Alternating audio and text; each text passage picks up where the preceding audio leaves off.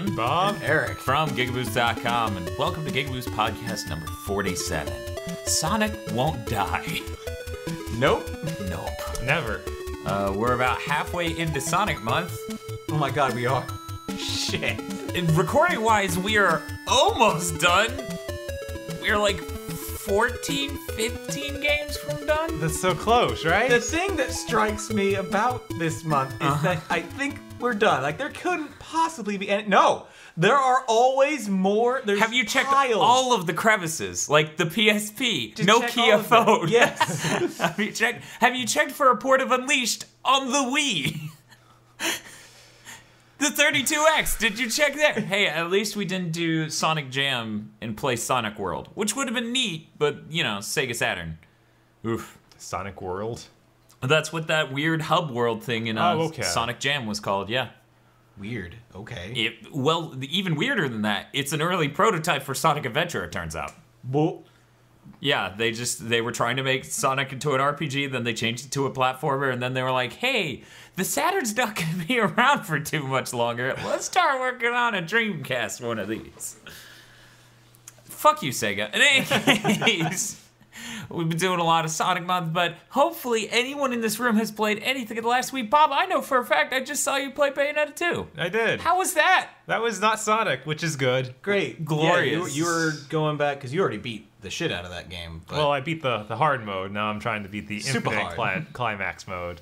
Infinite Climax. But other than that, I've also been playing Call of Duty. I played probably an unreasonable amount of that. Yeah, we played Call of Duty, and then we sat down to do a quick play, or like we were fast approaching it, and then I just sort of looked at Bob and I'm like, man, do our fans even give a fuck? Then we were both like, yeah, okay, maybe not. So then we just played more Call of Duty. Yeah. but we do. Ha! We want to play it. I don't know that anyone cares to watch us play it. And we're already past the point where we're going to do that, so don't reply to this with, well, I want to see you play Call of Duty, because we don't own it. I have a weird idea of how our viewers sound. Yeah, it's a random one there. I'm just saying, that is how the viewer that really wants us to play Call of Duty in a video sounds. Not all of them. Maybe all of them do want that, though. Maybe we don't know. They just want it silently. Yes. In their heart of hearts. Because we have thrilling commentary on what's happened to Call of Duty. Well, in we the can last... actually do that right here. Sure. And sort of nip that in the bud. Hey, Bob. Let me just sit over here in the corner real quick. Yeah, you'll be Eric. So, hey. Yeah. The news roundup came early this time. Whoa! But Time to check out. you just hear him hitting up a bong. Like bubbling sound. Wow. God damn, when he checks out, he checks out. But yeah, they added that boosting mechanic for double jumping and doing the side dashes and stuff like that. Bob, what do you think of the new Call of Duty Advanced Warfare? I think that all that stuff was kind of neat. I don't know if it's necessarily a proper evolution of the genre or whatever, but it's fun to use. Now, my real problem with it, like, I think the single player actually does pretty well. Like, that's the best single player campaign I've played in Call of Duty in a long time. I didn't finish it, so maybe it just throws that out the window in the last 2 hours of it. Yeah, maybe it magically becomes shit. Right. But then the multiplayer maps. Jesus. Those are awful. Yeah, they're still designed by the knuckleheads over at Raven. I think we're the only two people who really dislike those guys in the way they design these things. I mean, one of the worst problems they have now is they added all those movement things, and there are just tons of out-of-bound areas that are invisible walls. Yeah. And it's like, no, you need to design around that so that doesn't happen. Like, if you just fall off the edges, that's fine. But if you're trying to climb up to a building's roof, and you can clearly make it up there, and it just shows up a sign saying you can't go here, that's broken. That's like horrible. Yes. You've already broken out the word broken. We've been talking for 2 minutes on Call of Duty. Good job. Good job. Pulitzer Prize winner Robert here to speak on Call of Duty. Yeah, you know, it was already annoying. Like, it was certainly annoying in Ghost the way maps would just end. And when you can scale up to the second story of a thing with all your jumping abilities, and then the same level of Ghost sequestering off the map is still in action of like, now there's like the thing that stops cars from driving through. You can't go through that. I'm like, That goes past that. The police said don't cross the line. Now go murder those people. Jeez. This is actually a Twisted Metal tournament, isn't it? I wish she was just like fucking replace the people with cars that are inordinately small because they need to fit in those same. Real quick, before you get back to multiplayer, you said that the single player campaign was really good. How much of a factor is Kevin Spacey in that goodness? I'm curious. I mean, not that much. Yeah. I don't really care that much about the story, so I'm just saying the action sequence. The action sequence. Okay. And the shootouts and set pieces and the switching between like driving vehicles and actually working out is really well done. Okay. Yeah, I feel like if you're coming to Call of Duty expecting a plot well delivered, Kevin Spacey. Because you can have a bad plot and deliver it well, and you can have a great plot and deliver it poorly, but like if you're expecting any good deliverance in Call of Duty, you're probably coming to the wrong place. Because it's sort of been the campaigns in Call of Duty generally have been since Call of Duty Black Ops 1 been that same level of screaming numbers and stupid bullshit. Modern Warfare 3 even did that weird moment where it's like, no, take control of this drone to go through the small area after you spent like half the level running through it as a normal soldier. And it's like, what the hell are we, ADD? Like, you don't just now hop in this chopper and fly. What am I? I don't know. Like, the experience there hasn't quite hit the right level of Michael Bay stupidity that Modern Warfare 1 and 2 especially had. But you think Advanced Warfare is probably the best since? Yeah, since Modern Warfare 2 it kind of makes sense that they would do this part with that thing. And it's really cool to have hover bikes. Yeah. And the hover bikes actually feel fun to control. Hover bikes do make everything better. Yes, and you actually have a boat or a segment where you play in this little boat that can submerge itself temporarily. Oh yeah, I saw that. You're going down a small sort of river thing, and you have boats coming at you, and you hit a button to go underneath them. Did you yell "Go Gadget Submarine" when you did it? No. Damn it. No, but he did yell "Go Gadget Go," which did nothing, but it felt good. It felt great. But yeah, I saw videos of that online, and I'm like, oh, that's really cool. Right. Or maybe I saw you doing it. I don't even remember it. But yeah. I actually won a game where that's an Easter egg. You plug in the mic and you yell that, and it doesn't. PT2. There you go. Go Gadget Door Unlocker. Let me out. But yeah, okay, that's cool. Go Gadget Gun. But yeah, I think some of the new guns are pretty cool, like the sniper rifle where you shoot it once and it sets a detonator in something, and then you shoot it that same place again and it explodes. I don't know how practical it is. I was doing pretty good with it, but it was nifty. Like, yeah, it seems like a lot of the new weapons are kind of in that zone of, okay, this is a neat thing. Yeah, I remember the laser guns. Yeah, laser guns. I didn't really like them. Yeah. With the laser gun, it just causes a beam to appear, and you have to hold on the enemy with the laser. So it's not like, a charge pulse sort of thing. It is just a bead. Yeah, there's actually a separate one that is like a charge pulse energy rifle, too. I didn't get to try that one out. Yeah, that one I did not play enough with to really give any sort of feedback on, unfortunately. One of the things I like about the design of the guns in Advanced Warfare is when you're not aiming down the scope, there is nothing there. And then when you go to aim down the scope, your helmet sort of overlays the HUD of like, here's the cursor and how many bullets you have.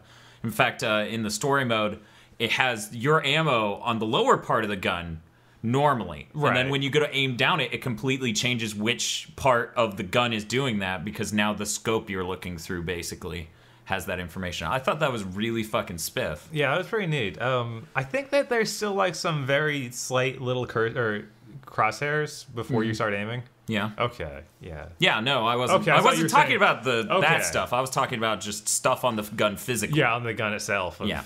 Like overlays. Yeah. No. Holy shit! It would be really bad if there was no hip fire. Right. That would be terrible. I don't know how to aim a shotgun.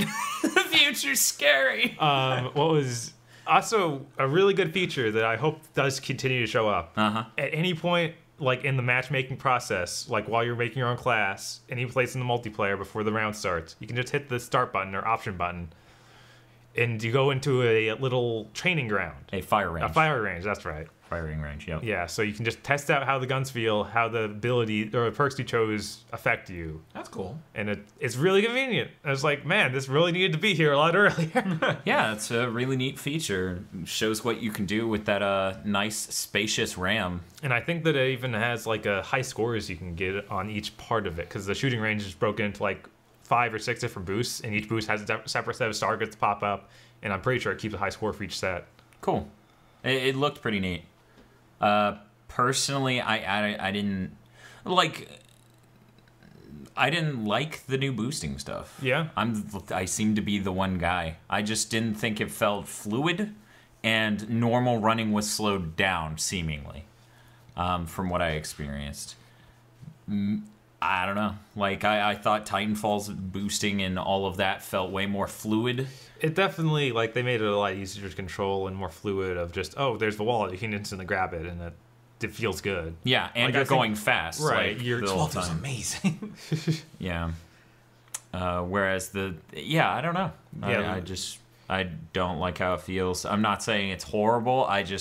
I'm really in that camp of, I don't know that this is a natural progression for all of these shooters to take, so I hope not all of them take this. Yeah, seeing Halo do that is really weird. Yeah, which is something we should have put in our news segment that they sort of came out.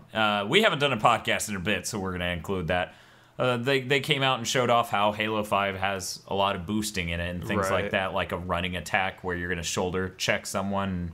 And it even has a ground pound, much like Call of Duty, where you can sort of charge up in air and then slam to the ground and kill somebody. Yeah. And it has the same thing for Call of Duty of clicking the left analog stick to left to right to dash left to right. Yeah.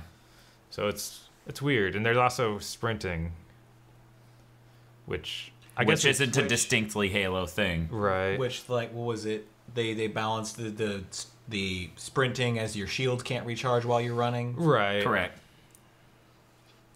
Yeah. So, I don't know.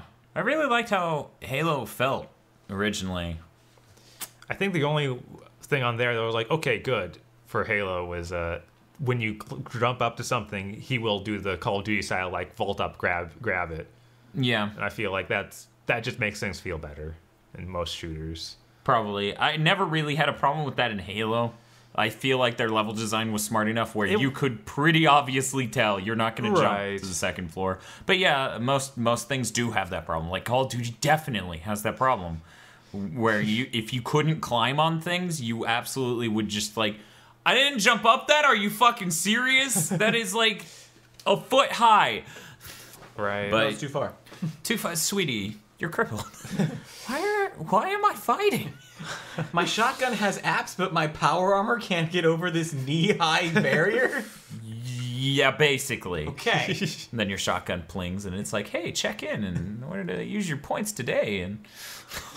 Are you Destiny? Get out of here! No, it's clearly Unity. Assassin's Creed Unity with your... What are the points in that called?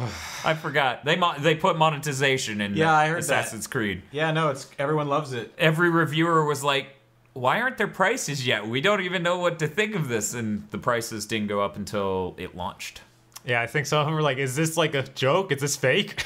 Yeah, I heard a couple were really confused. Like, is this satire? Because the whole thing, yet again with Assassin's Creed, it's operating in the conceit of, this is a video game! Kind of. They're sort of using the video game as Animus as a way to crowdsource looking for shit in the past, basically. Kinda, yeah. And then the weird thing is Rogue actually is straight up the same thing from last year, from Black Flag, right, where you're at Abstergo Inc., Abstergo Entertainment Inc., and you're doing the same exact shtick. I heard that got better reviews than Unity, which is really embarrassing. It is. But whatever. Maybe this is... Look, man, next gen's hard. We can't Actually, animate faces. It really isn't. Just don't have 1,000 people on screen, maybe. It's okay. We don't need that. I mean, you're not Dynasty War. You don't get to beat those guys up, so we don't care. Yeah. Like, that was a weird part for me. Like, I didn't realize how not super relevant to the gameplay they were. But I digress. Right. Aggro's got that game. Yeah, we still have not played that here, other than Aggro. Yeah. He had some tweets about that were... He fell in love with the hammer weapon. Yes. That is very aggro. He was like, I found a hammer. This is the hammer of justice. I will free friends. But yeah, so in any case, hey, have you played anything else that isn't Sonic? Because I'm noticing on this table that you've opened. Yes, I have played Mega Man ZX Advent. Oh my god. Yes. Thank you. It was so lonely. How is it? I basically just started the game as Yeah. Bo's character to see how they sort of started. It seems okay, like, so far, but at the same time, like, I've already got the first transformation, and that's instead of powers, I guess, like getting other powers, you just straight up transform into bosses. Oh. Yes. Which I knew I was not going to be okay with, and I don't think I'm okay with it. So there you go. It delivered on your expectations. Great. Bob Did from you play GigaBoots.com. Did you play the first ZX? Yeah, I played the first CX. That has both or multiple or. I'm sorry. I'm not sure what ZX Advent is. That's the sequel. Oh, Or it's yeah. it's the second game after Mega Man ZX. Right, so totally different story and everything, but it had the same concept of Same mega setting, but in the metals or future. something. Yeah, like all like Biometals. Biometals all of that like you the fuse X and with. Zero and all them bosses in the past are now like weird spirit navis, and you can absorb them and do stuff with them. Yeah, the reason I was confused is there's no number. Like, to be perfectly honest here, Right. like, I'm used to Mega Man games doing numbers. Yeah. So I thought ZX Advent was the first one. Yeah. I was expecting ZX2, some other word. Huh, I had no idea. But yeah, it seems okay. I was surprised how different like each character started. Yeah. Like they have actually different beginnings and different characters to them. Yeah, because that you didn't quite get that with the first Yeah, ZX. in It's the just first like, it's ZX male, it's female, whatevs. I think that they were both working together at the beginning of the game, and then just one became Mega Man and one didn't.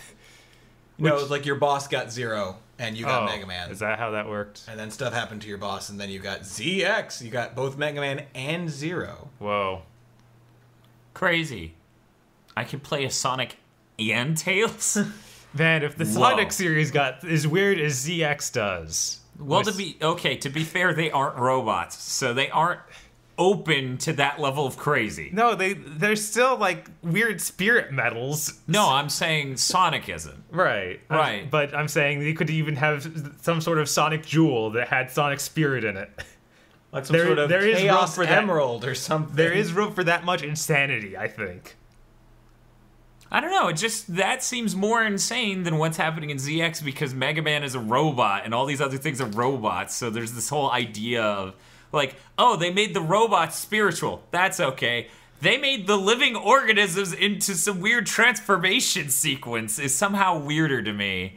To just, It is pretty weird, but I guess I've watched Iki Tosen, so I've seen, like, the reincarnations of random Chinese generals as schoolgirls. Yeah. So it's normal to me now. You're broken, yes. But I digress, and let's move on before we talk more about Chinese general schoolgirls. I was about to say, isn't Iki chosen that really gross, like, anime? No, later seasons it got, like, really bad. The first season wasn't that bad. Okay. I stopped after that, though. Okay.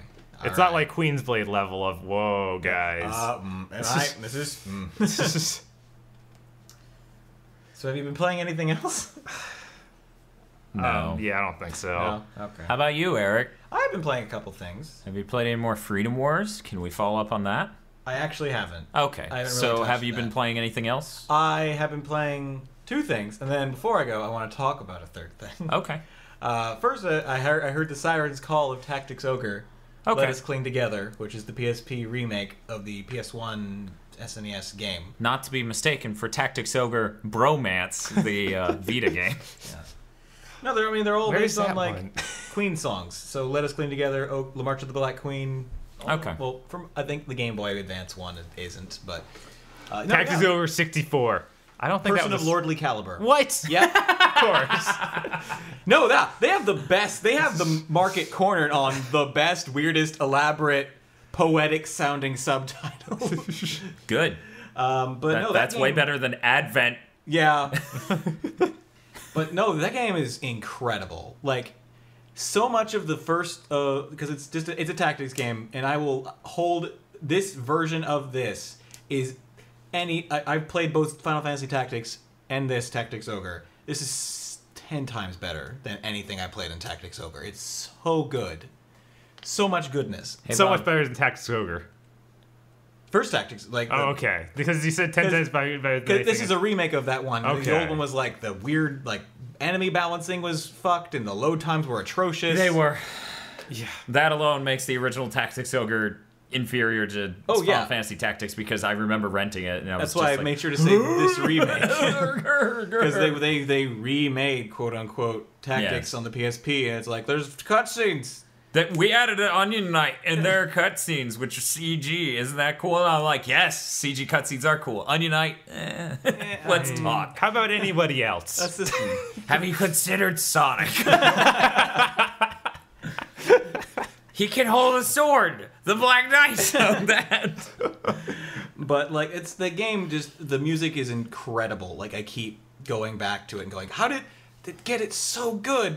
Like all the units and stuff, all the gameplay is great. You can go back. There's like a variable difficulty in that during a match tactics run, you can use like the World Tarot card to rewind time like several rounds if you need to. Like, oh, the guy I was escorting fucking died. Instead of having to restart the entire match, you can go back a couple of turns and change something so that you can avoid that horrible fate. So it's the Forza of tactics games. I guess so.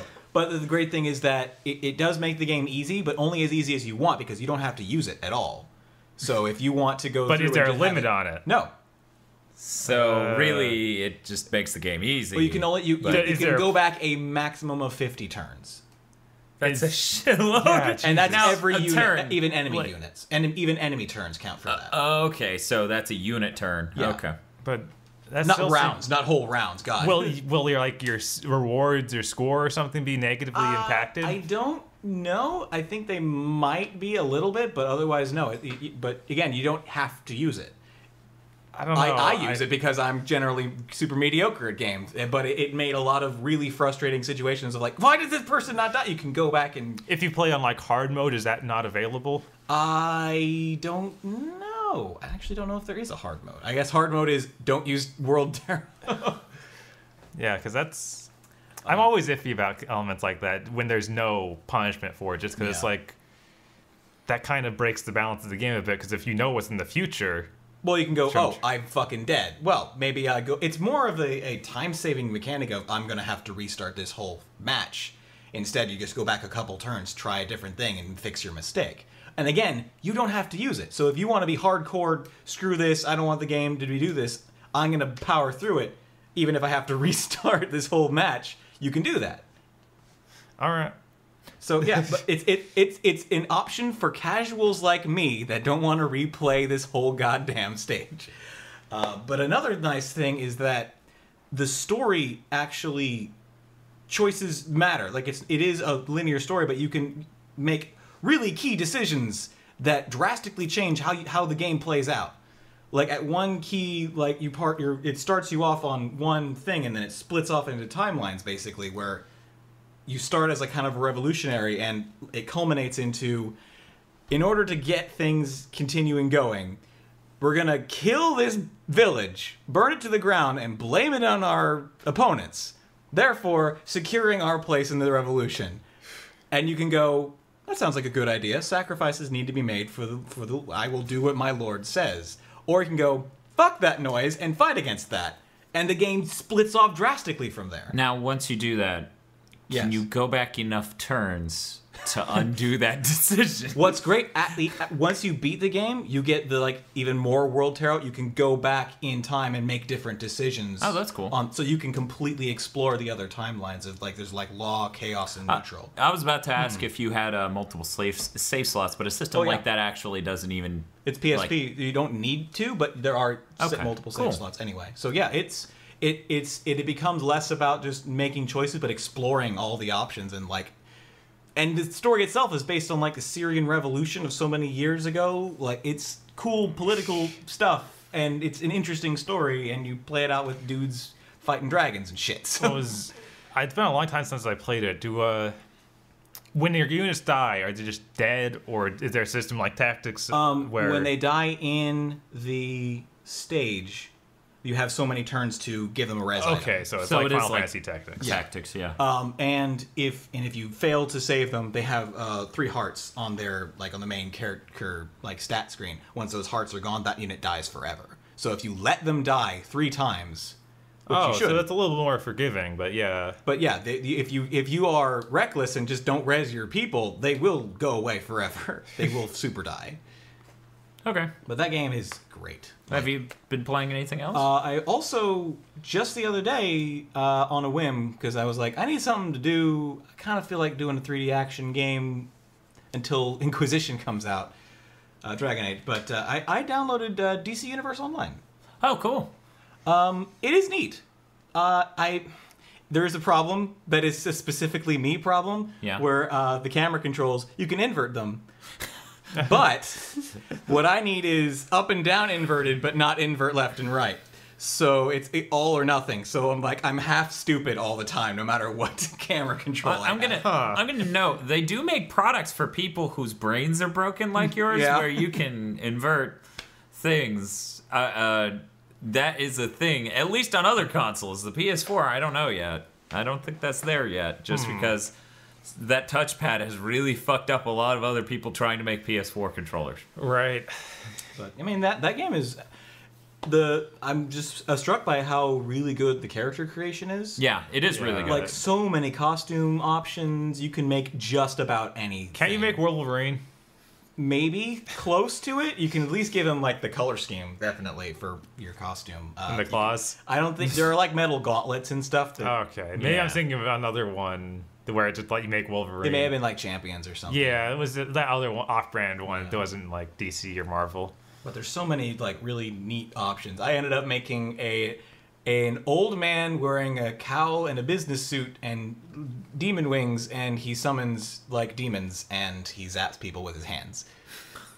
Okay, it's great. Of course. All of that makes perfect sense. Okay. Yeah, I actually played a good bit of that when it came out. Oh yeah, you made Sailor Night Terror.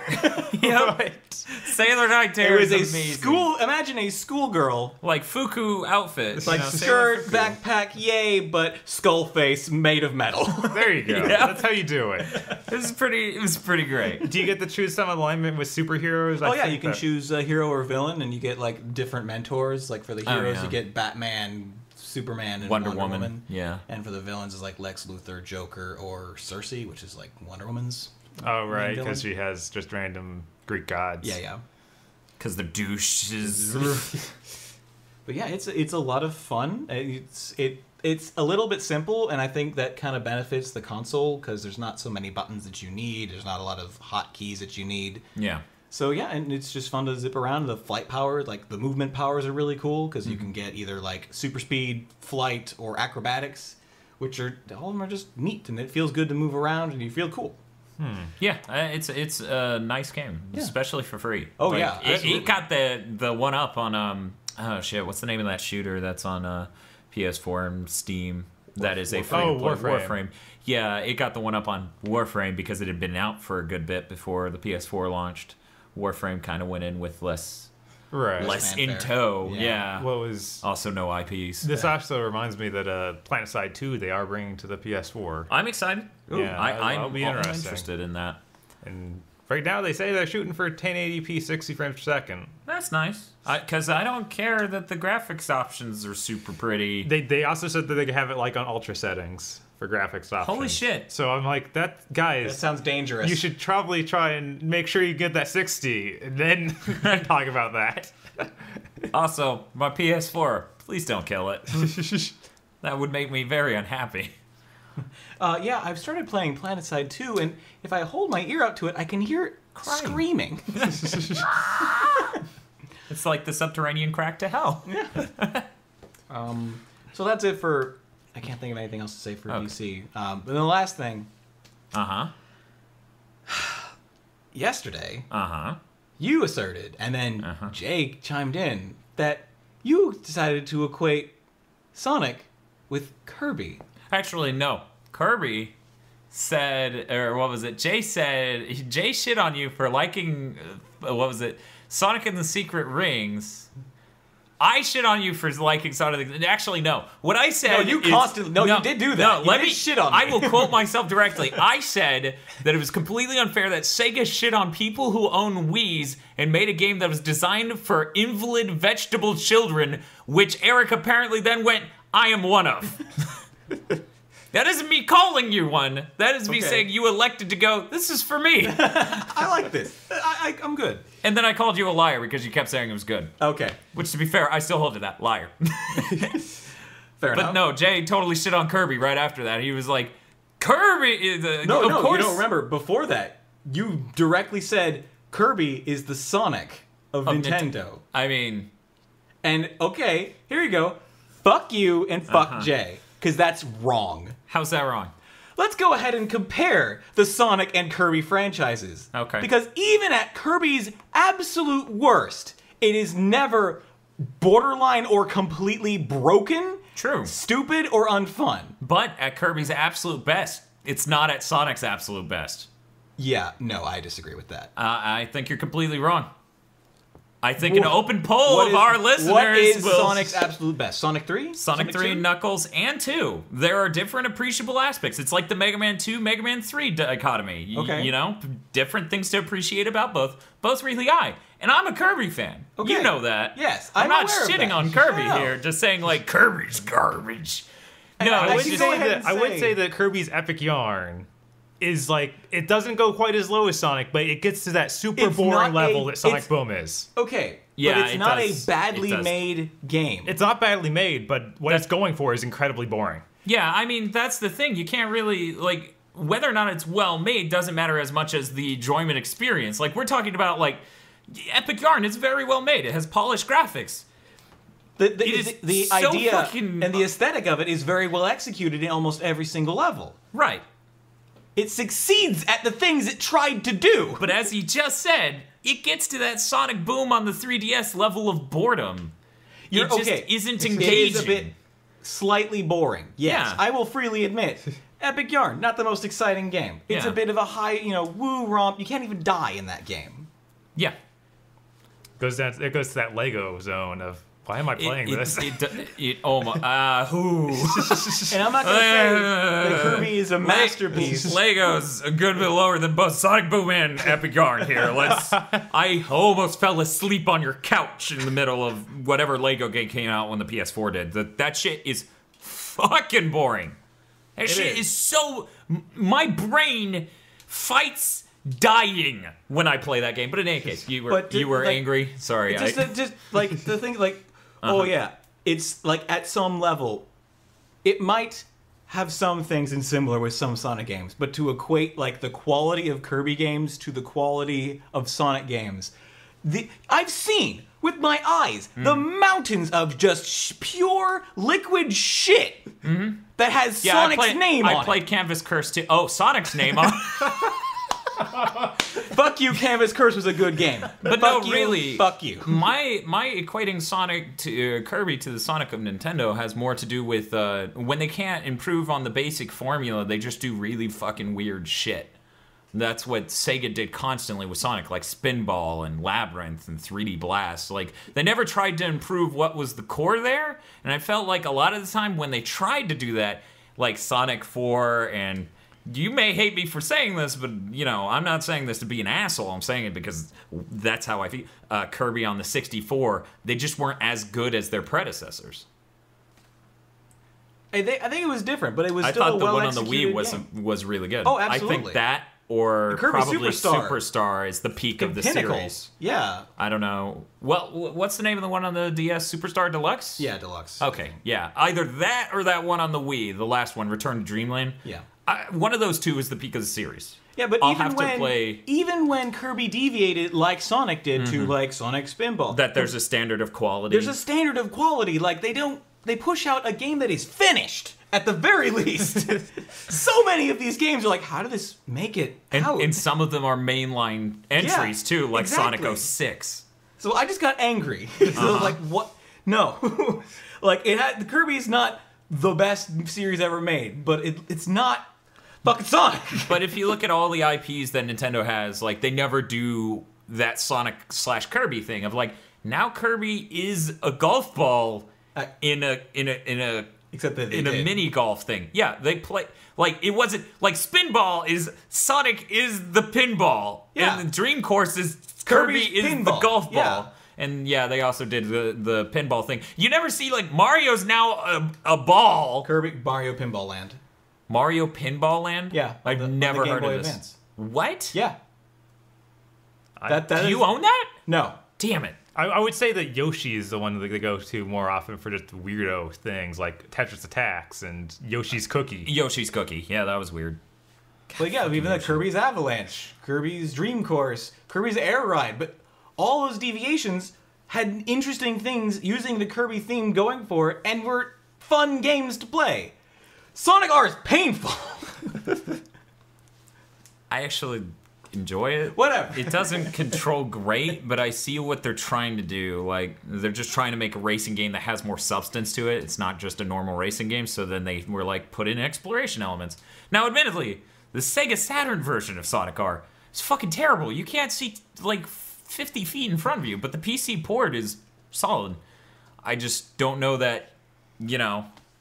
I don't know, like, what is the parallel for Sonic? Kirby's Air Ride? Because, like, here's the thing. As a person, I picked up Kirby's Air Ride, tried for 10 minutes, and put it down going, I don't like any of this. Sonic R, I did the opposite, and I was like, I like this, which is weird. Because I was expecting to come into a total piece of shit. We need to play Kirby's Air Ride. Yeah, we do, because I played the shit out of that game.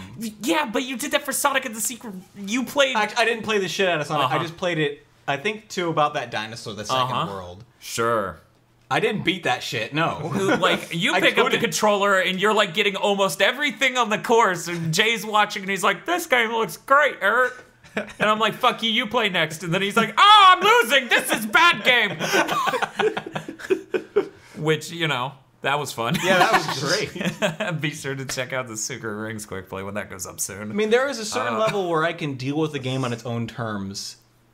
And enjoy it to what it's Lara giving Croft me, and the Marbles of Madness, for example. Fine, sure. Just throwing out examples. But like when it gets to a certain point, like I'm having to concede so much to enjoy this. I don't know. Like I've never had to do that with the Kirby game.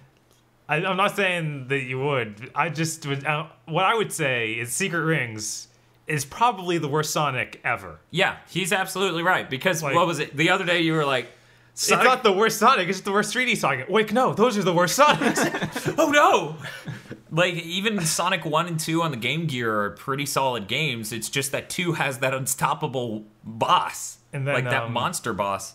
Then the only other one would be Spinball, and that's pretty awful. Like, yeah. Spinball Game Gear. Spinball Game Gear is a fucking hate crime. Yeah. Like, that just is. That's an unacceptable level of quality. None of the physics work right. That thing's a piece of shit. But I don't know. I just... How many Kirby games there are there? Definitely a lot fewer Kirby games. Nintendo just doesn't put out the kind of stuff that Sega will. Yeah, there is. Nintendo has standards. Sega is immoral. Sega will do what Nintendo don't, okay? Yeah. Because I feel like there are no terrible Kirby games. Like, there are even other... Like, there are terrible... CDI ruined Mario and Link. So there are terrible Zelda and Mario games even, but I can't think of a, like, straight up, this is bad Kirby game. I mean, at this level, I just have to go, I didn't enjoy Canvas Curse. I would consider Epic Yarn incredibly boring. It's, like I said, it's poorly made. Or it's well made. It's great. It's made great. We'll fight! It's not fun. It is not for you, but it is not a shit, bad, unfinished game. And yet, Sonic. Well, really, the two worst Sonic games. Let's be fair here. The two worst Sonic games. Let's do three, just to make it all inclusive. Spinball on the Game Gear, Sonic 06, and Sonic and the Secret Rings. Those are the three worst Sonic games. Like, just easily. Like, no, there is no Kirby game that even approaches that level of terrible. But I would also kind of agree with Stan with it has the higher highs because like I don't enjoy Kirby's like the Super Nintendo one as much as I enjoy Sonic 2. I mean that's the thing though. But like that's a subjective thing. So yeah, I mean Kirby. Well, I don't know. Like, is it really? Like, I think objectively there was a much larger audience that appreciated and enjoyed and understood Sonic. And Kirby isn't as popular, it doesn't get as much budget, and at no point was Kirby super cutting edge. Like, Sonic 2 and Sonic 3 are the pinnacle of 16-bit. Like, it's just incredible. Some of the things they do, like Sonic & Knuckles does a really good job inverting the entire expectations of a Sonic game on its head and just fucking with you. in a way that is funny. Like, you hit the button for the level ending thing, which is in the middle of a hallway, and it spawns enemies. Like, that thing is, it's just... Sonic and Knuckles enters a territory that's almost meta. Like, it has 3 Sonics before. It's like, they know what they came here for. Let's fuck with them. But in any case, my point is, Kirby games are great. Yes. There are many great Kirby there games. may even be good Sonic games. May? Fuck you! Sonic 2 and 3 and Sonic and Knuckles are amazing fucking games. Another thing that I would like to point out, somewhat divorced from the games themselves, but eventually not. Kirby wasn't marketed to shit and back with all of their lore cartoons and their comics and everything. How many Kirby cartoons have there been? One. I guess it's the just one. Just that one. I can't. Kirby writes back at you. Yes. Right back at you. But even then, Jay, you and Jay were into like, when does this take place in the lore? Is it before or after? When does Metal Sonic come into play? I assure you, I wasn't. I was just speaking official company line on. Apparently, Sonic 4 canonizes Sonic CD, which I hate Sonic CD so much, I just want them to fuck off just because. It has nothing to do with like, but on Mobius, like every time, okay, Jay, I know you're probably listening to this. Every time he says Mobius in the middle of a Quake play, my hand just starts shaking like, God, who gives a shit?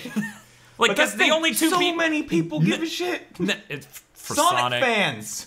Oh man! Oh no! Let's condemn the games based on the fandom. Okay, that'll end great. But like, I've never seen weird porn of Samus Aran. Never. Never today. Puts phone away. Never twice in one day. That's too reasonable. That's too little. Too many. It clicked past midnight. That was the next day. But no, yeah, I just like Aggro and Jay are the only 2 people I know that even say the word Mobius. Like, I've never heard you. Yeah, I didn't really know it was the name of the planet till yesterday. I mean, I did. I don't care. Yeah, that's, like all that lore stuff is just completely superfluous, and it's from cartoons that are now so old that no one remembers really. Yeah, and then they took what they wanted and they incorporated it in other parts they threw away. It's weird. I really like that they kept the chili dogs thing because I thought that was the only good thing we gained from those cartoons. I would say that's pretty right. But we're gonna have to sit down and watch a good bit. Oh god. Well, I guess what I mean is, like, especially for the 3D Sonics, they start taking themselves so seriously. Especially 06, especially many of that shit, where almost every single adventure in Kirby is, Dedede stole our food, what a fat ass, let's go fight him. It's so unpretentiously joyful, and just like, we're having a good adventure time, guys, let's go have fun. And real quick, do you think anyone's showing up for Sonic's plot? The Sega thinks that some people are, and them they scare me. But yeah, I mean, my point this whole time, and this is, I've been pretty clear on, Sonic, maybe all those atrocities were worth it to produce what is 3 of the best video games ever fucking made. And some enjoyable spin-offs. Like, Sonic Adventure 2 is a good game. Sonic Adventure 1, Heroes, Shadow the Hedgehog, 06, I'm totally cool with people shitting on those all day long. I don't give a fuck. But I feel that those 3 games hit a higher peak than Kirby So what you're saying is you would prefer a fiery, passionate lover who has the best sex with you ever a couple times and then treats you like shit the rest of your life rather than just a stable, nice, happy relationship. No, I dumped that bitch back in 96. Okay. When I played 3D Blast. Yeah, in fact, as I've said multiple times, I forgot I was a Sonic fan because it went south pretty fucking hard. But, Triple Trouble and Tails Adventure and those 3 games I keep mentioning, those are really great games, and I really enjoyed them in my childhood. The adult stuff, I mean, Adventure 2 was really fun. It's camp as fuck nowadays because they have really weird lip sync and the voice acting is poorly directed. I think Sonic Rush and Sonic Rush Adventure are both really good. Those are excellent fucking games. Those are great DS games. Yeah, I played the first the Rush. Yeah. Rush Adventure, oddly better. Like, the visuals make it easier to discern the environment, which is important when you're going that fast and things like that. I think there are many great titles in that series. I think that Sonic has the best Genesis available game, like way better than any Kirby games on the Genesis. Yeah, there you go. That is definitive evidence. You're right. So we're going to take a break and then talk about the news. I'm going to go strangle Bob real quick.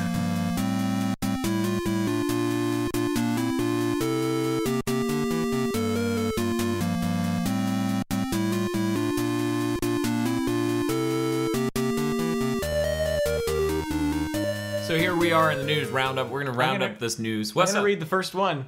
Bloodborne has been pushed back to March. Yep. You said merch, so I put it. I said March. No, you totally said as a joke merch. No. Yeah. I can't remember. Damn it, Bob. Totally I did. have no because idea. It was so funny when I heard it. I was like, yep, merch. Been pushed back to merch. See, I thought you had a brain disease like Murga Man. Murga Man? No, that was him. Murga Man has been pushed back to merch. Look, Not Murder yet. Man's my favorite genre. Jesus Christ. Genre? Yes. My favorite genre. My genre. But yeah, no, Who's Bloodborne- John Ray? No, my genre. Pow! But yeah, that's been pushed back to March. March, yes. I honestly next never year. believed it was coming out in February. It was Maybe so that was just me. stupefying for them to be like, oh yeah, here's Bloodborne. It comes out in 9 months. Like, what? No. Right? Actually, I think it was even less than that. Because in the 8th month, so it was like 6 months. Well, the way they framed it was that they had a limited Maybe it was alpha for Bloodborne, and then they said, we're going to take all those like things you told us about into consideration and extend development a little bit more. Oh, okay. Well, that's cool. I just, yeah, I don't know. Like, it's always amazing when you get a video game announcement and it comes out within a year. Because this video game, the industry has been really bad for the last generation about announcing things over a year before they come out. It is getting better, though. I was gonna say, I feel like that's been a thing for so long. What, like the announcing and then they don't come out for so long or for years afterwards. And I feel like No, usually like, this last generation, I'm referring to PS3. right, but I feel That like didn't- PS2 and GameCube had that sort of issue I mean, too. Team Ico did, but no, it wasn't.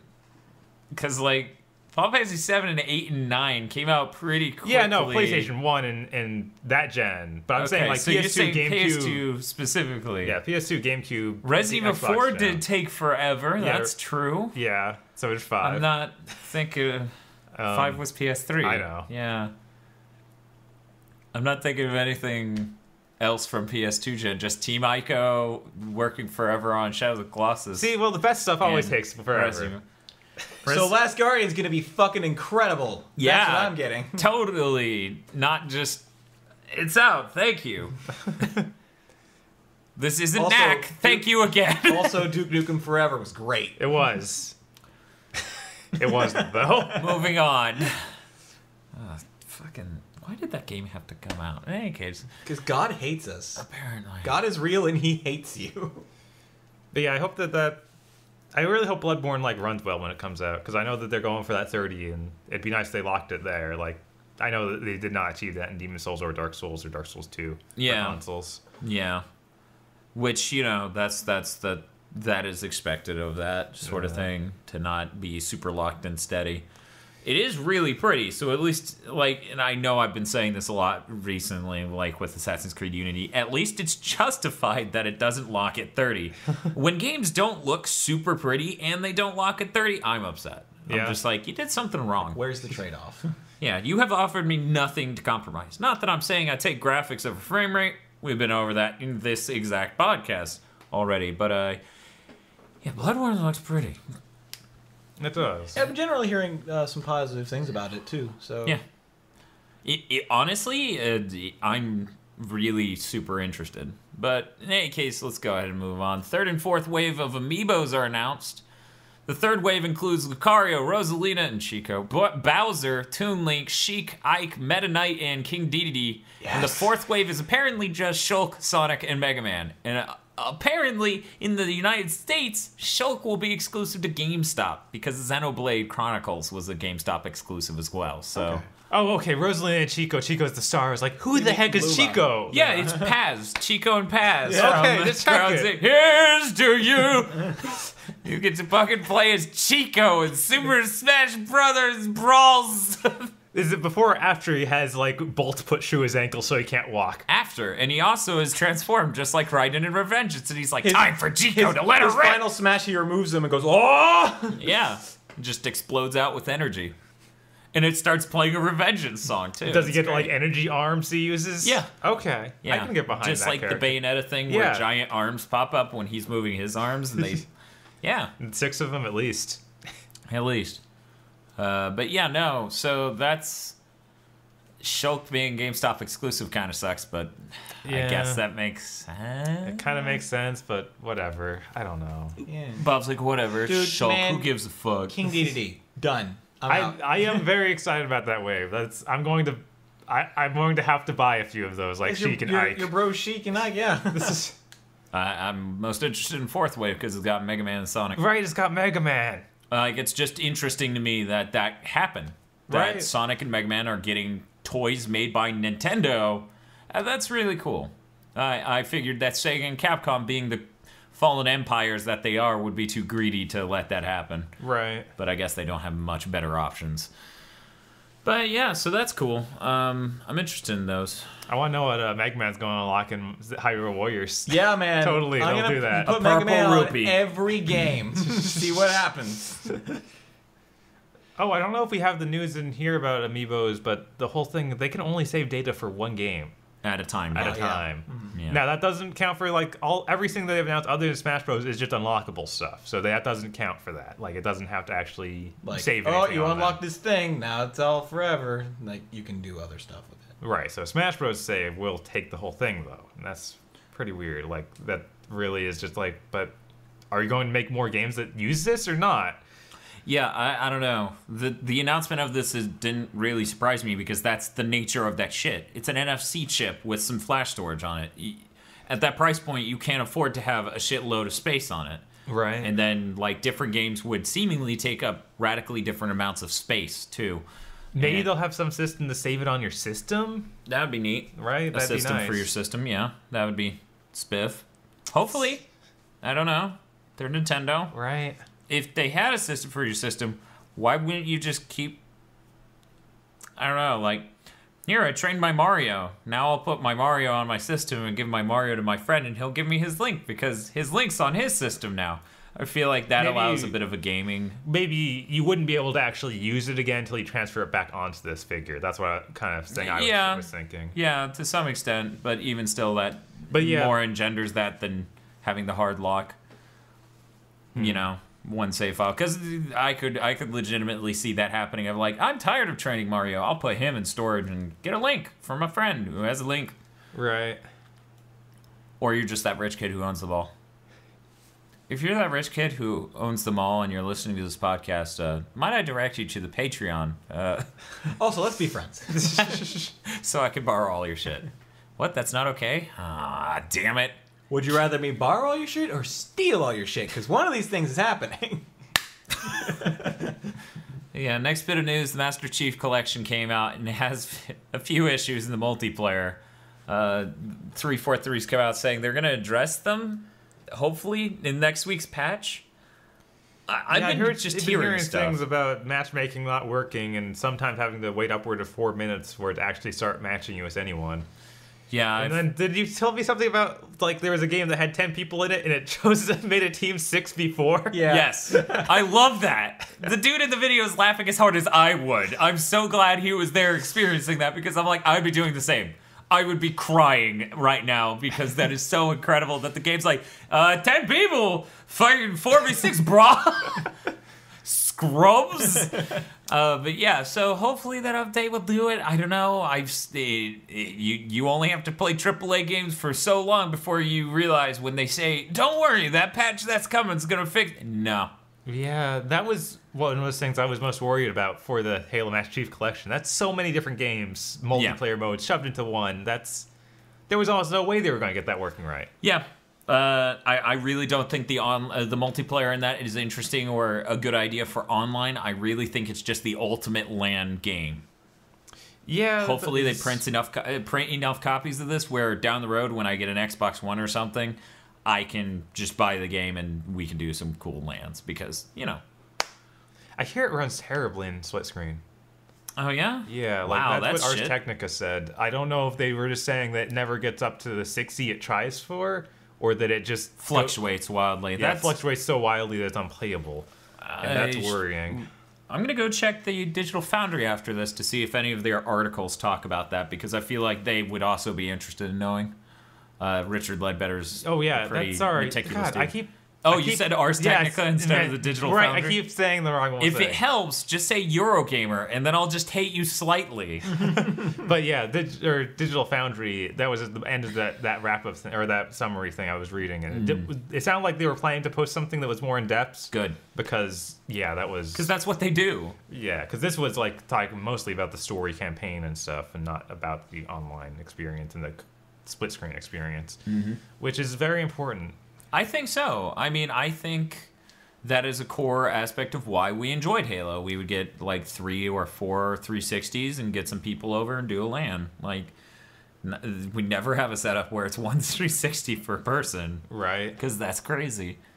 But yeah, in any case, let's go ahead and move on to some great fucking news. Dan apparently has a use for his 3DS next year. Yeah. Because Majora's Mask is being remade for the 3DS. I read something recently about they're adding things. They're fixing things in their opinion. They're improving it and stuff like that.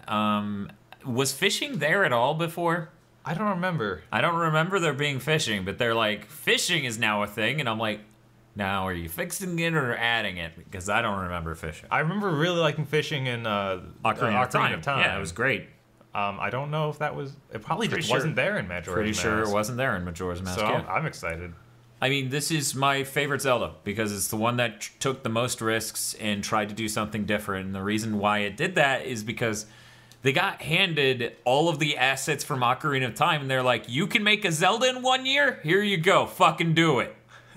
No joke. That was how that game got made. Let's give it themes and have it be about something. Really just we need to radically change what Zelda is. It's no longer a linear story where you unlock things. It's some crazy cyclical madness. And I really like that. I really like that sort of thing came out of that struggle of they were working on quests for, what was it? The Master's Quest version or whatever, Uru version. I forget the exact terms for those, but yeah, they were working on that. And he's like, I want to make a new Zelda. And Miyamoto's like, yeah? Can you do it in 1 year? And yeah, you can, apparently. Was that Aonuma in charge of that? I actually don't know. Okay. I'm going to go ahead and guess no. Right. Just because it's so different from Twilight Princess and Skyward Sword and stuff. If anything, I think it might have been the people who went off and made the portable ones. Huh. Maybe even Link Between Worlds. But I digress. Weird. I haven't looked into it super diligently. But yeah, I'm super psyched for that. I really find it's very unique, and I love the sense of dread in that game. Yeah. I wish more video games were that bleak. I feel like every time I look at Persona and see weird plot things from later and how psychological and deep and weird introspective a lot of the demons and weird shit going on there I'm like, cool! That in a video game. Do I want to dig through 70 hours of RPG to get to it? Now, probably that's why you play the just straight up regular Shin Megami Tensei. That is up front. Nocturne's great. Because, the world ends at the beginning. Yeah. They're just like, no, all your friends are dead, sweetie. And you got this problem with your arm. Look into that. If they're not dead yet, you probably have to go kill them. I think it was your whole body, I think, at that point. Yeah, it was. You got some red on you. You got some demon in all of this. It's sort of like throbbing. How does that feel? But in any case, Assassin's Creed Unity came out, and the biggest piece of news is it is a mess of low frame rate glitchiness. And general terribleness. But yeah, low frame rate glitchiness. Yeah. Faces going missing. Women in the walls, in the floors. What was it? My favorite glitch I've seen so far is this cutscene, and he's like, what do you mean you're going to go talk to the Count? And he's like, well, you either live or you die with dignity, and I choose the life. And And he's like, so then that means... And then 2 NPCs come in and they're like, hey! They're just in the corner of the shot now, just yelling random phrases and staring at the main character. And every time it changes the camera angle, they turn towards the main character again. That's too good. It is. It is fucking... So, game feature, working as intended. Sure. Why not? Why would you patch that out? That's incredible. They did say they're going to try to work on it, and they identified the frame rate as an issue with it. Yeah, it was surprising to see just how much worse the PS4 version is than the Xbox One. Yeah, because if they're tapping out the CPU, which is believable when they have that weird tech they're using for the crowds, right? It's believable that the Xbox One's slightly faster CPU could basically save frames. Like, it's not an overly optimized game in the sense of, like, using GPU compute or anything like that. It's really early in this gen for anyone to have a mastery of that, except for... And they really need to get a game out this year? Except for Q Games working on the Tomorrow Children. They have a mastery of that, apparently, because their entire rendering engine is GPU compute. But I digress. Assassin's Creed is not the Tomorrow Children.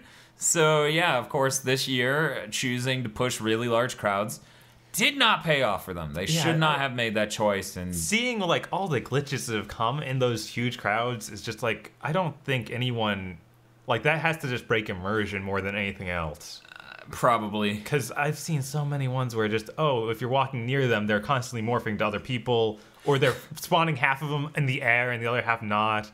Yeah. It's just like, does this ever work right?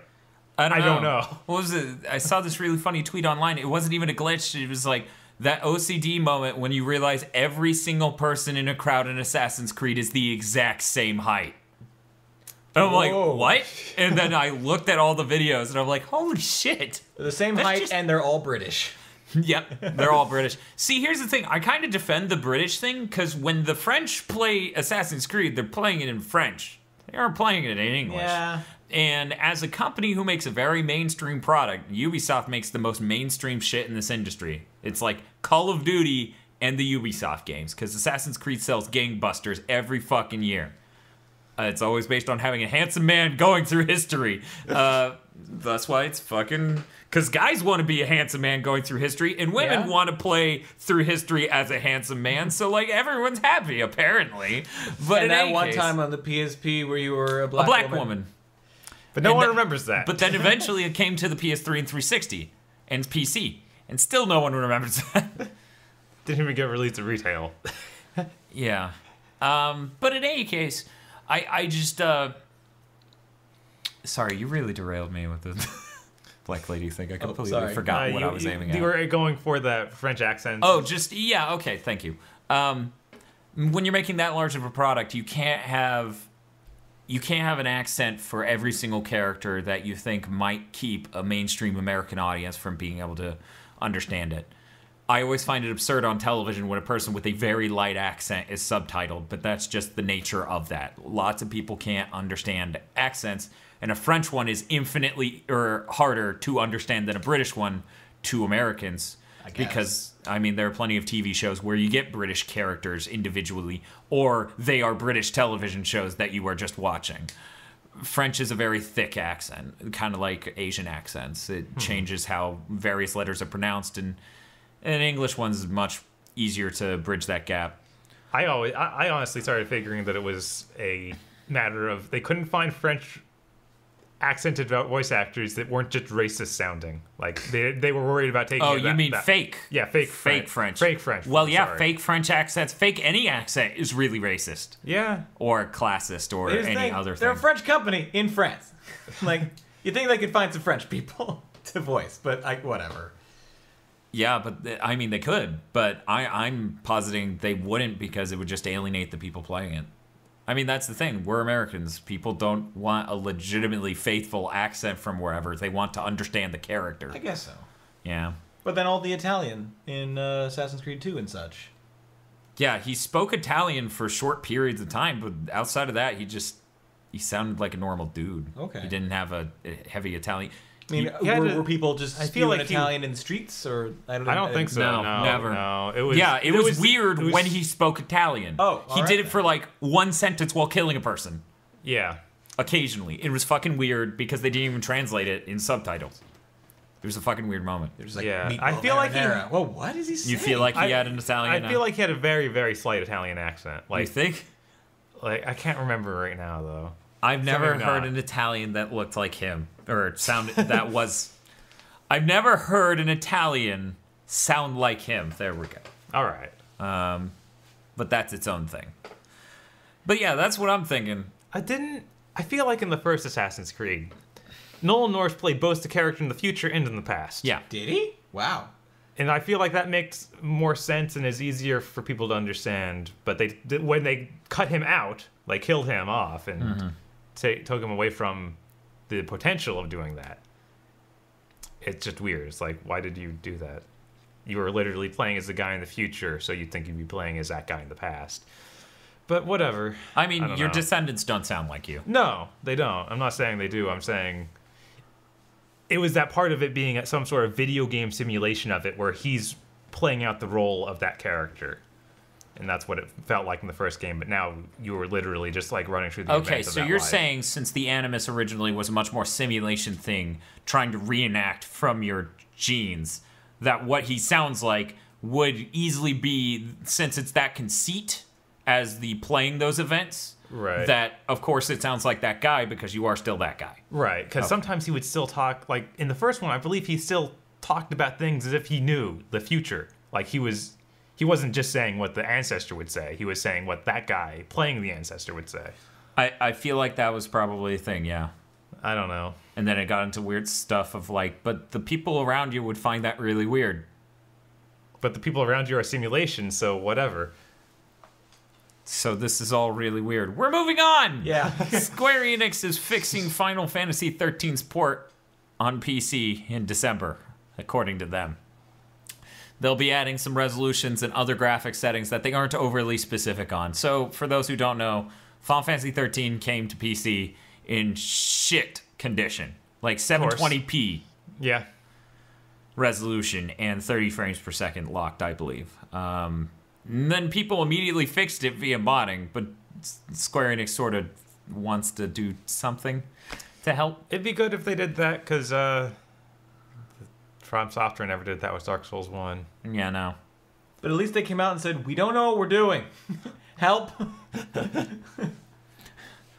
That makes it better. Yeah, totally. I mean, Your yeah. PS4 catches on fire. It's the difference. And then Sony goes, we don't know what we're doing, help! It's the difference between, here, take this, it's exquisite, you plebeians, and I know you guys really want this. We don't really develop for PC. Here, sorry, this is the best we could really do because we don't know what we're doing. But they didn't come out ahead of it and say that. Right. They kinda- replied to the angry mob at their door with that. Okay, well, that's different. Okay. A little bit. I thought they preceded the release with that. And Okay. either way, that's still an indefensible thing because they've sold you a product saying, we don't really know. Like, you go to Walmart, you fucking buy a TV and it breaks. If the company goes, well, we don't really know about TVs, that's not okay.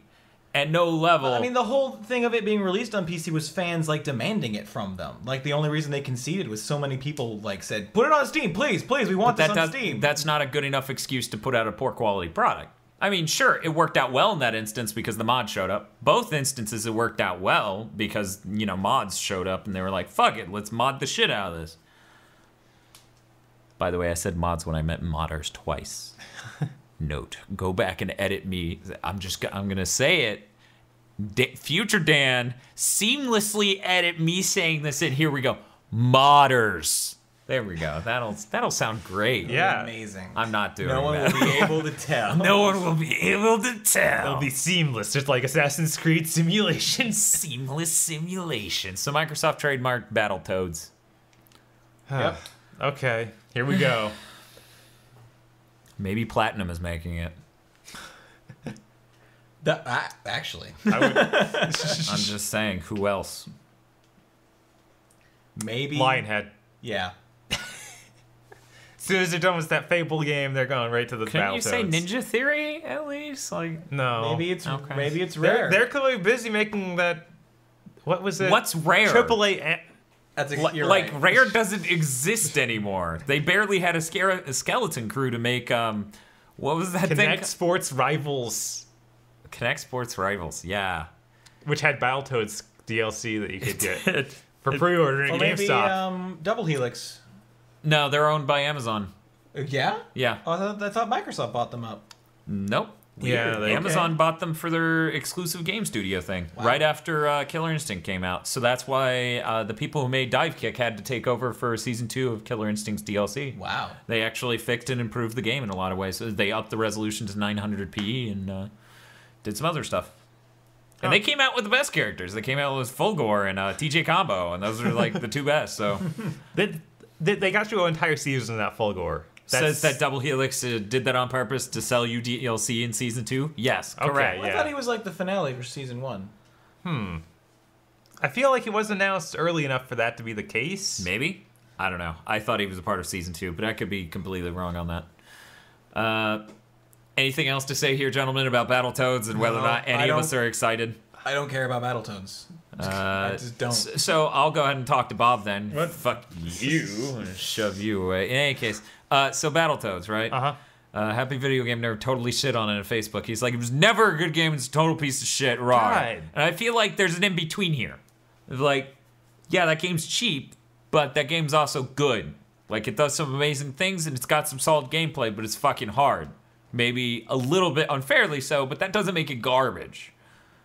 I don't know. Yeah, that's how I feel about Battletoads. It's really fun to play. Like I think so. It's very controllable. It can be ridiculously tough. I don't like the speeder bike segment at all. Yeah, Does no, anyone? that was awful.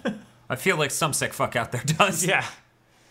But yeah, no, I don't care at all for the aesthetic, but I totally like. I feel like in the NES one, the aesthetic was okay. Yeah, it worked. But then when they went to make that higher fidelity is when it really sucked. Yeah, I guess that's more where I sit too, because that's the Super Nintendo look of it and the Genesis ones, I think. Yeah. They all look ugly. Yeah, and the arcade. And I hadn't think of any way to make those characters like high fidelity and not look just terrible, creepy. And, yeah. Yeah, and I to be fair, their names are Zitz, and Pimple, and Rash. Yeah. Yeah. Which, you know, before, that was just sort of like, oh, wow, they got, like, weird, edgy names, whatever. But then when you get to Super NES and they look gross and all the enemies are gross. Their namesake. Yeah, you're just like, oh, fuck. No. But yeah, I'm not super excited for this. The only way it could go well is if Platinum was involved. Right. I feel like after Avatar, Platinum, or Korra, Platinum sort of solidified themselves as, hey, we can make your IP-branded games just like we did with Revengeance, not a one-off. Come on, people.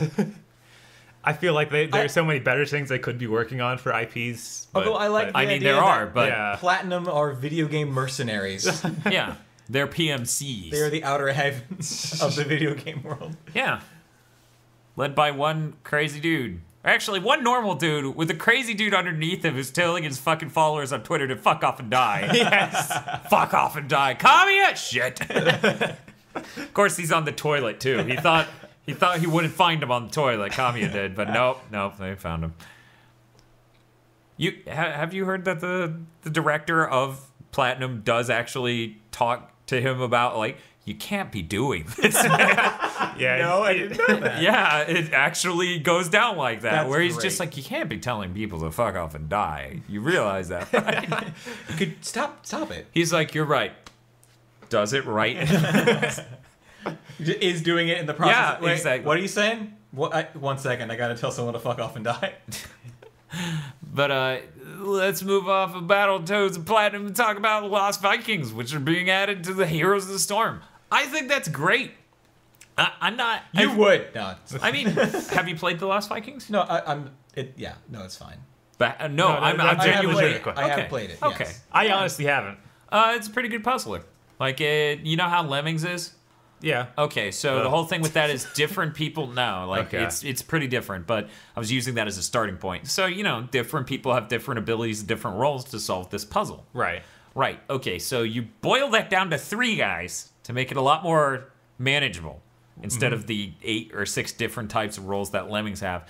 And the levels aren't like you can dig through this to do that. No, it's like this guy can use his shield to float. Or Because he's using it as... hold up his shield and someone can jump on top of him to reach a higher area. Okay. Yeah. Use it to block projectiles. One guy jumps really high. So in the Trine was kind of a ripoff of this. Yes. Okay. Exactly right. Cool. Something I really don't talk about because I don't like being that guy who says that.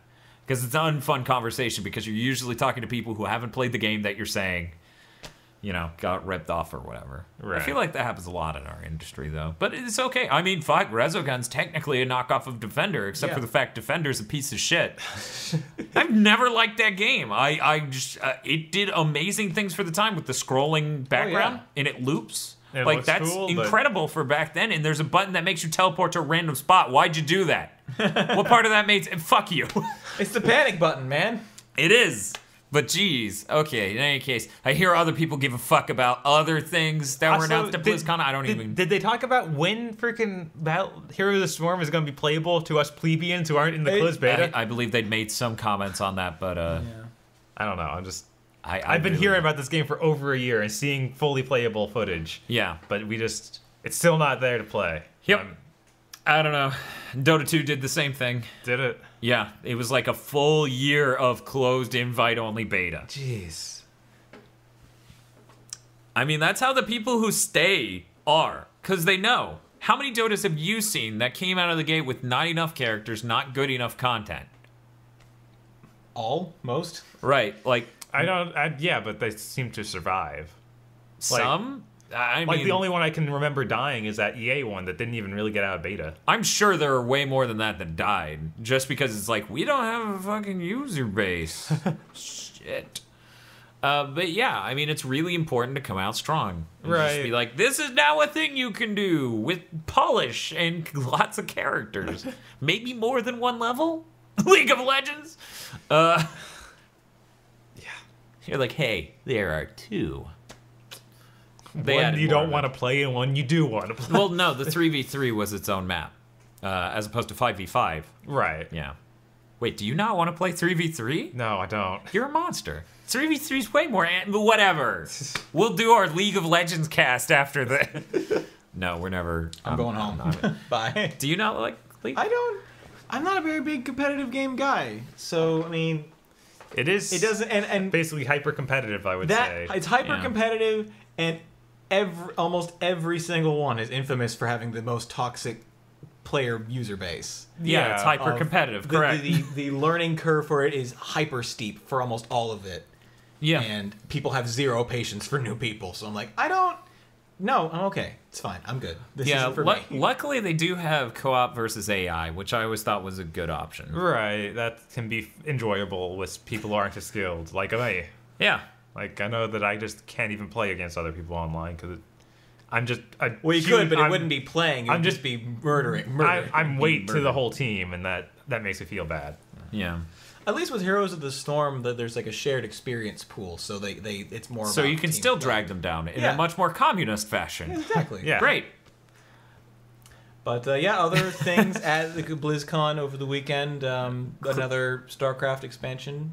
Yeah, they said something about the second expansion, which I haven't even wrote down the name for. It doesn't fucking matter. Third expansion. Oh wait, no, it's second expansion. Yeah. Third part of it. Yeah, Sorry. like Legend of the Void or something like that. Yeah, it's a legacy or legend of the Void. L of the Void. L of the Void. Apparently, it's going to let people play it without having the other things. Huh, that's cool. Because I think that's desperate, but it is. It's but smart. I really don't want to buy the Zerg expansion because I do not care. Yeah. I just don't want to play that campaign at all. And that's But the completely... Protoss campaign, I do. Yeah, and that's completely cool. Like, Zerg gross. That's the point. Right? And it's completely understandable that people wouldn't want to play as the Zerg. I'm super excited that it could be played on its own because of that. Like, I don't want to buy the Zerg one either. To be fair, I didn't even play through the campaign in StarCraft 2. We could do a Let's Play that's that, to be honest, because I hear it's a really, really good campaign. It is pretty well put together. Probably the best one in RTS. I really like Warcraft 3. Okay, I thought you were going to say, I really like Red Alert, which, No. fair enough. The cutscenes are great. They're totally worth dealing with whatever. I really want to play Red Alert 3 just because of those cutscenes. Yep. Me too. Oh, man. And then Overwatch was announced, which is a team-based shooter combat thing. Yep. And it has more... It's not a typical Blizzard style to it. Yeah, it's like not even based on any of their existing IPs, which is insane considering their track record for the past decade. Right. Yeah, the last decade has been a lot of recycling from them. So I'm really glad to see a new IP. At very least, I'm just glad that they're doing something new. Yeah. Now, it isn't a radically different thing gameplay-wise, though. It looks similar to what's on the market, but that's sort of Blizzard's MO, right? Like, they weren't the first with MMOs.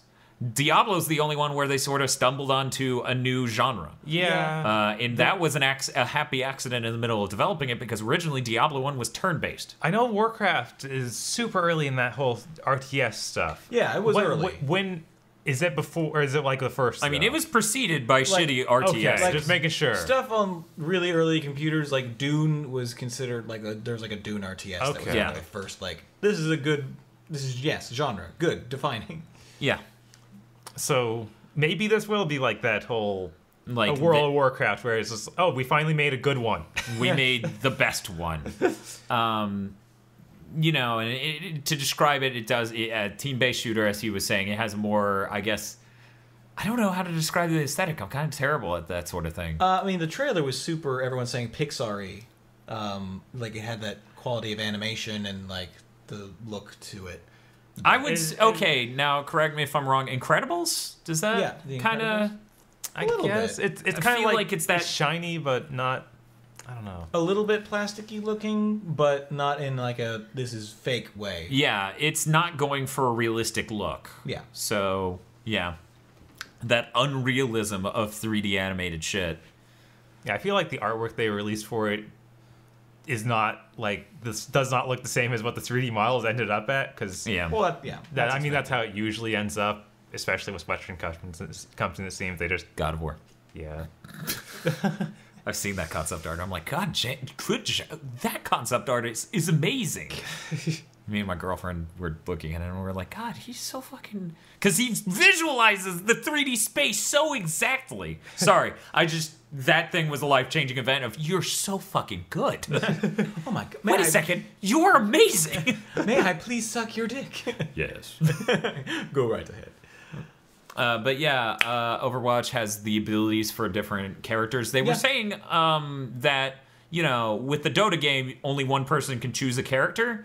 In this, multiple people on an individual team can choose the same character. And you can switch in-game, like two different characters. Yeah, so it is not like that, which is interesting. And like, I didn't read enough. Are you leveling up through the? I don't think so. No. Okay. I mean, there may be again. It's super like they're having an alpha like alpha or beta next year. Like it is. I know. Super I went early signed in up when they announced that, hoping because I'm interested. I want to know how this plays. I would love to. It looks like there are a lot of mobility options, like differences per character. That was a big thing. I think they wanted to stress is like they wanted to have somebody who could go through with a grappling hook or just fly around or run through things. Like that's cool. I mean, they're having many different ways that like even the characters interact. They have their own banter depending on like who's doing what. That's nifty. What was the name of that MOBA that was a third-person MOBA Smite? coming to... Yeah, okay, Xbox One. Yep. Oh, right, it is coming to Xbox One. I forgot about that. I was kind of jelly of that. Yeah. I want a good MOBA on PS4. I played that on PC and you didn't like it? I did not like it. Maybe a controller would help. Maybe, but yeah, I don't know. I mean, to me, I felt like... whatever, I digress. But in any case, yep, so that's all been announced at BlizzCon. Let's talk about something else. Let's talk about something depressing. Sonic Boom came out, and it was a glitchy pile of shit. Surprise! It's a pile of shit. Who would have thought? Who knew? No one could have predicted this. I love though. He's saying that, right, Bob? You're hearing Eric say that, and he's like, "Who could have predicted a Sonic game?" Assassin's Creed's got the same fucking background. Like, the games just run like shit when they come out. In any case, I digress. So. Apparently, current speedruns of the game are down to 51 minutes or so because there's an infinite jump glitch. Oh, yeah. You can skip like 3/4 of the game. Knuckles can fly. What? Is that different than other games? I guess not when you frame it like that. Oh, Sonic Boom. Yeah, that...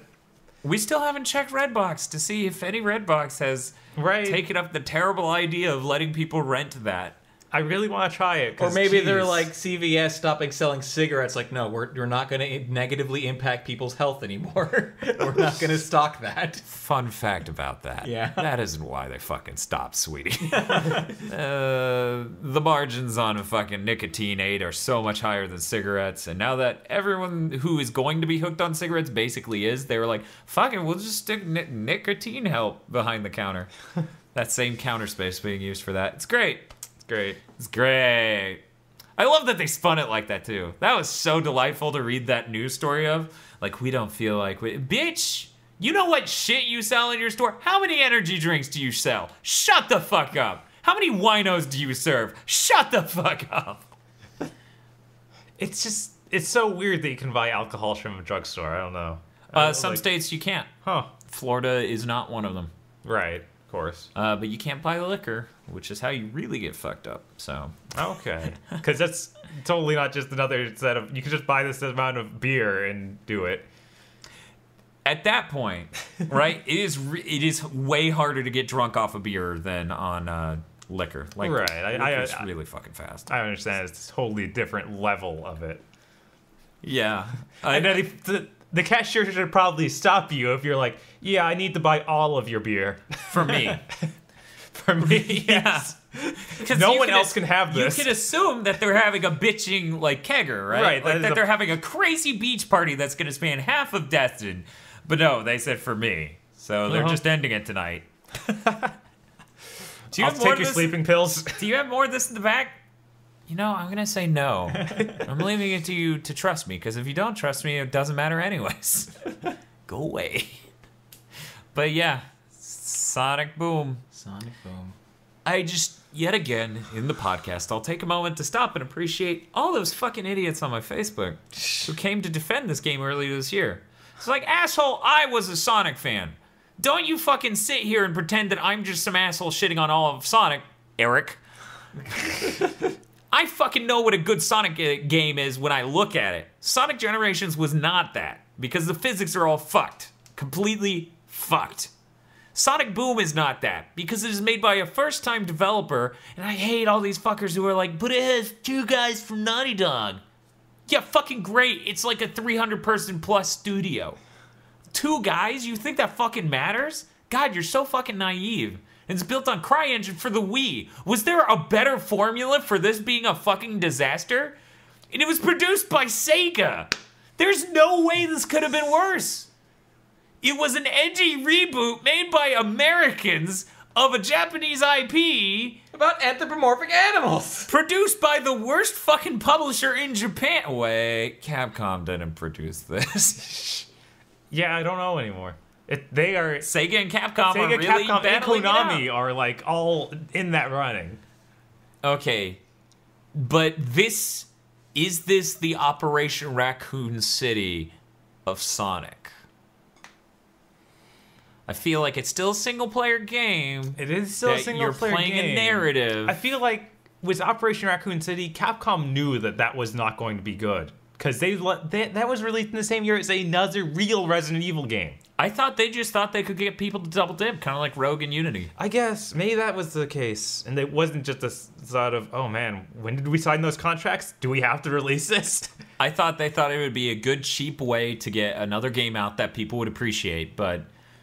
Maybe, yeah. Lots of developers, publishers just don't understand it. It's like, no, you can't just push out a cheap game and it be appreciated. This is a legacy franchise. Without that contextual shift that is Sonic 4, a downloadable Sonic game, you don't have the context to justify Operation Raccoon City being worse than Resident Evil 5. People aren't going to understand that. It's another Resident Evil as far as they know. Right, and... Speaking of double dip. Double dip, yep. And wanting to get people to buy both versions of Sonic Boom. Yeah. Apparently, there's an upgrade in Sonic Boom where you can upgrade your health. That you can, with rings are your health, of course, but you can only carry 100 rings. But there's an upgrade to unlock. You can carry more rings, more health that you can only access if you connect this 3DS Sonic Boom. See, that's a really shitty version of that thing they did with the Metroids. If you recall, there was that connectivity between Fusion and Prime. Yeah, but that's all that like, got you was a costume in Prime. Yeah. And artwork in... Oh, and you unlock the original Metroid. Right. Yeah, and that's sound way like, better. Yeah, those sound like way better That's things what I'm get. saying. This is a shitty version of that idea. Yeah, it's a shitty version of that idea, yeah. And also Castlevania Judgment and Ecclesia. Portrait of Ruin. Wait. No, Ecclesia, yeah. Because you got Ecclesia girl. Shanoa? Shanoa, there we go. Belmont. My Shanoa. Shanoa Belmont, yes. Yep, you got her in that, and then in the 3DS game, you got going to level 255 and something else. Which is sick. Like, I'm that guy who maxed out every level. I felt like it was a really dick move for them to be like, you can level up to 255. And I'm like, you didn't fucking design enemies to grind to 255, you jerks. Yeah. That was the one Castlevania I didn't level max. I feel like they do the same thing as Star Ocean, but they have some sort of thing to grind on. I'm not sure. Oh yeah, in Star Ocean 2 you could get to 255, but there was an optional dungeon like before you fought the final boss that was just great. Yeah, you could get to 255 pretty easy. Good. I like that. I really do appreciate that sort of thing. Fun PSA here. You guys know if you have a 360 controller hooked up to Steam and you push the 360 button, the Xbox guide button, it'll just boot you into big picture mode. Huh. Yeah. That's convenient. The more you know. So last thing. I wonder if that happens. No, okay. It doesn't happen when Steam isn't open. Yeah, I guess like it needs to be highlighted. It needs to be open in front. What do they call that? Active or... I don't fucking... But yeah, in any case, there's a device that turns the PlayStation TV into a portable. Yep. You insert the PlayStation TV and it snaps around it and it turns the PlayStation TV into a terrible shit portable. They don't... That's not made by Sony, is it? No. Okay. But my God, what a crime against God. I can't... It's one of those products. It was just like, someone's going to make money off of this. It might as well be us. I'm not going to sleep tonight. Whatever. Yeah. After Kickstarter, my standard for feeling bad about stuff like this is way higher. Yeah. Or it's like potato salad high. Whoa. Like only at that point do I Hey, go, "Aw." that potato salad had amazing gameplay. Yeah. Yeah. And visceral graphics. Visceral graphics. But really Compelling story. But narrative. really though, it was boring or it was broken. It was pretty broken. We need to work at every bad phrase. Once I think you we finished did it, it was just gone. If there's one bad thing about potato salad, it's that it's almost too good. Have a good night, everybody.